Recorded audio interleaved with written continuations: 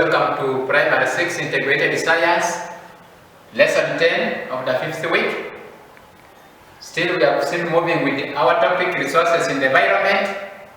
And today, we are looking at air as a resource.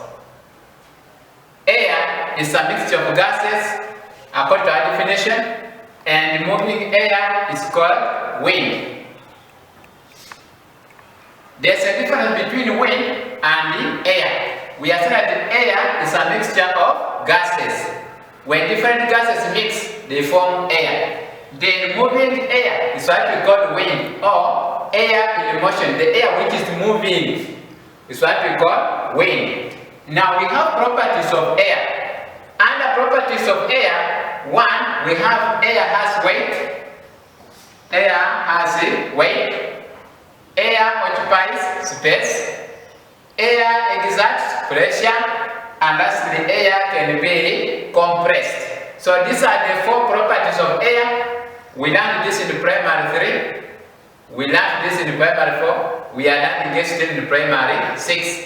So I think we have the best ideas about properties of air. Now let's look at air has weight. When you look at the two balloons, this is a diagram demonstrating air has weight. In examination, the examiner can ask you in the space provided below, draw a diagram to show air has weight. So we expect you to have such a diagram. On your diagram, you make sure that you have the two balloons on either side, and one of the balloons must be filled with the air, another one will be empty. So when you are drawing the one which is not having the air will be slightly upper than the one which is having the air. So this one is outweighing this one because this one has the air. This one shows that air has the weight. Then air occupies space. With air occupies space, we can have two diagrams.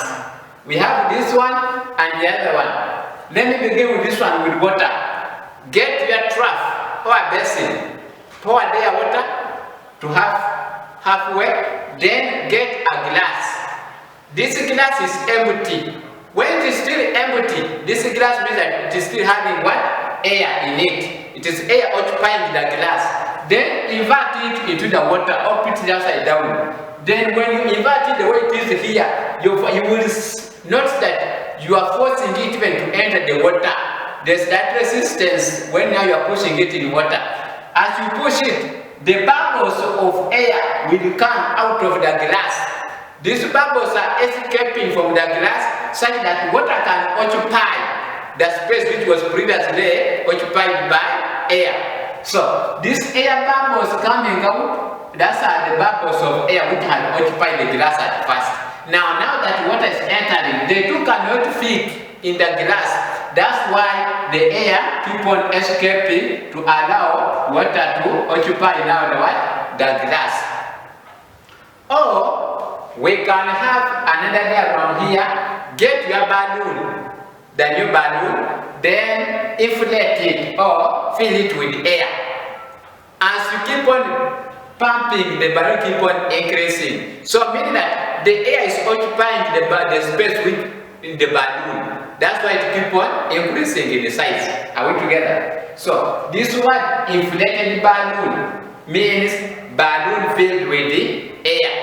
To inflate is to fill with air. To inflate it. So air exerts pressure is another property of air. With air exerts pressure, means that air can put pressure on something. Air exerts pressure, it's putting pressure on something. So we have our glass of water, then we have the cardboard. Get a glass of water, get a cardboard, put on top of the glass which is containing water. Then turn that glass with the cardboard upside down when they are together.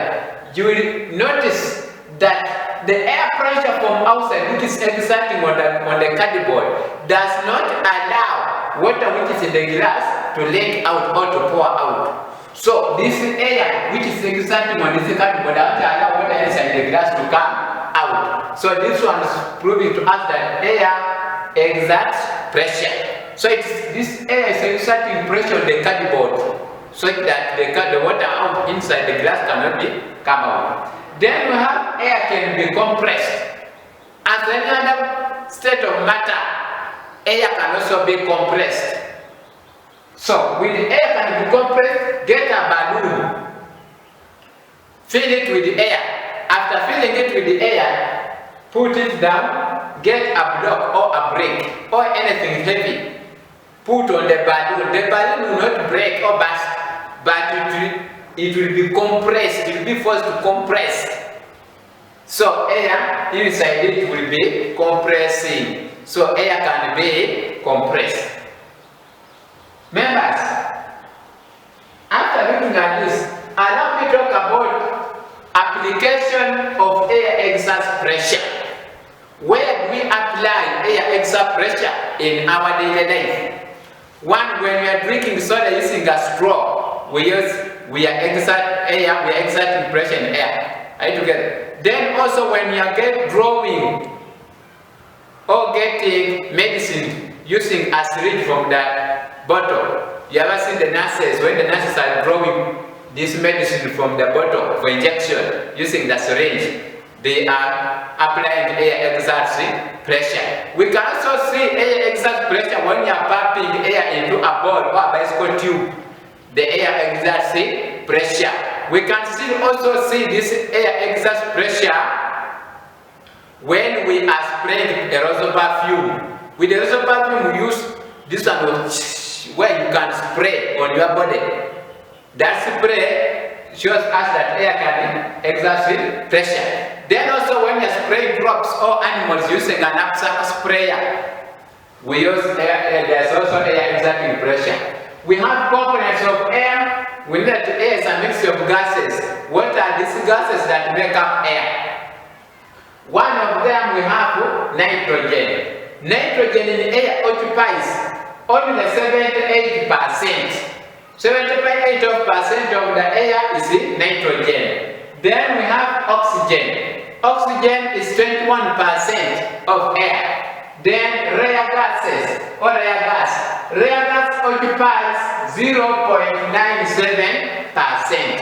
0.97%. That's the percentage of rare gas in air. Then carbon dioxide. Some of you that's carbon dioxide, which is not correct. This is carbon dioxide. Carbon dioxide, for it occupies 0.03%.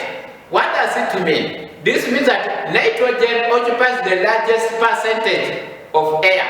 Then carbon dioxide occupies the least percentage of air. Members, in exam they can bring a question having the pie chart showing the composition of air or parts of air or components of air. This pie chart, they divide it the way it is on the chalkboard here. They can show us here number 1, number 2, number 3, number 4. Or they can use letters A, B, C, D, and they ask you identify the component of air represented by number 1 or 3. What comes first? What you put in mind first is to divide. You know that it's not divided like it is, and you know that which one always occupies the largest percentage. It is now nitrogen. So you know that the largest pie chart here, this one represents 78%. Are you together? Then the second one represents oxygen, which is 21%. Then we have the next one, rare gas having 0.97%, and lastly is carbon dioxide taking 0.03%. Then you come down and answer your question. Look that the first one is nitrogen, which takes the largest percentage. So if they ask you identify the gas represented by letter 3, automatically it's number 3. The one taking the second list, that is rare gas with 0.97%, as they are in here. Number 1 nitrogen, because it's taking the largest, followed by number 2, which is oxygen, taking the 21%. Number 3 is the rare gas taking the 0.97%. Then number 4 is carbon dioxide taking 0.03%. However, not only that, they can also bring you a question when it is having a bar graph representing still the components of air. With a bar graph, they can draw for you a graph of this nature.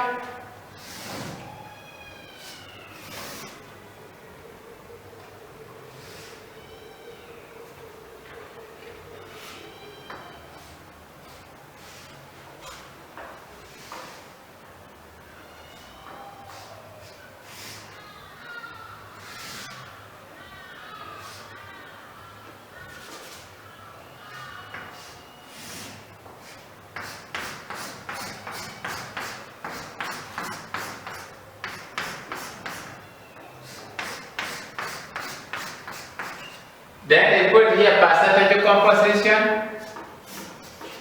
Then here they put letters A, B, C, D. So these are parts of air or components of air. Then they want you to name parts A, B, C, and D. So according to our graph, we have the 4 bars representing the 4 components of air. So each bar has a component of air. So for you, before you answer here, the first step is to put aside the percentage composition of each gas. You begin with nitrogen, know that nitrogen has 78%.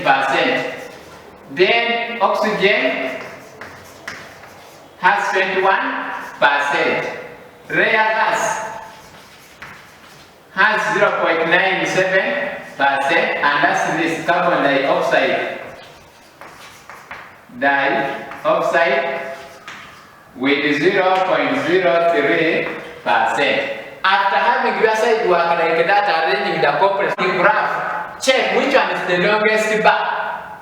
It is the A. So this one must be done in the 78%. Then you come here, which one is 78%? That's nitrogen. You come and answer your case nitrogen. Then this one is the least bar. When you come to the list, don't have the list percentage, that's 0.03%. 0.03%. However, you do this in the pencil.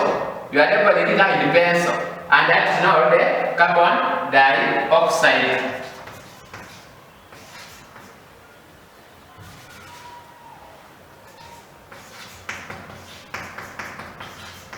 Carbon dioxide.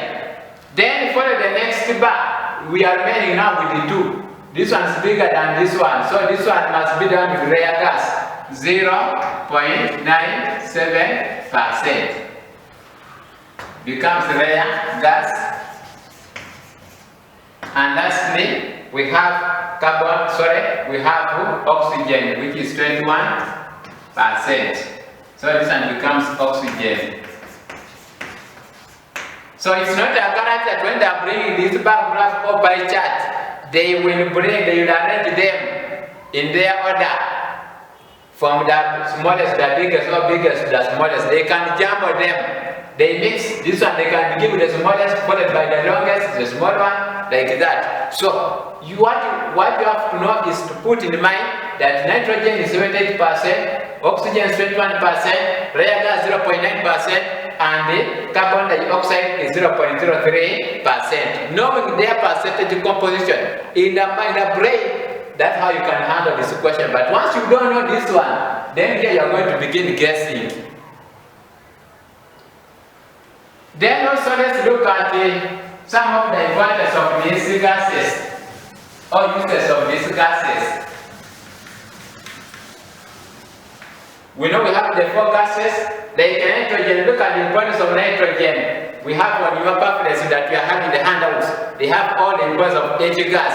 Look at nitrogen. Nitrogen is used in preservation of what? Semens or sperms, which are used for artificial insemination in cattle or any other animal. Then also nitrogen is used to fill the electric bulbs. These electric bulbs, inside them they have what? This nitrogen gas. Then lastly, nitrogen is also used for manufacture of artificial fertilizers. When we were in primary 5, we looked at artificial fertilizers, both straight fertilizers and also compound fertilizers. When we talked about NPK, we talked about CAN and compound fertilizers. Oxygen. We know oxygen very well is used for breathing or for respiration, meaning that oxygen supports life. Then oxygen is used for the decomposition of organic matter. Organic matter to rot, there must be oxygen to help the bacteria break down these materials.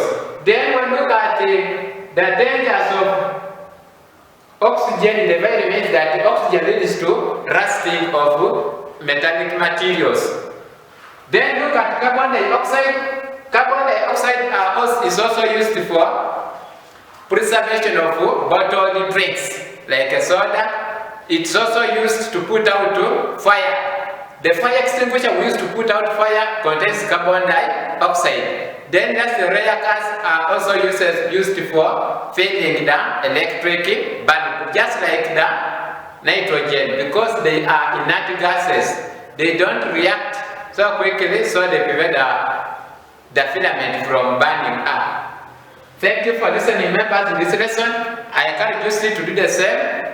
Bring the work at school for marking in good handwriting with the correct answers.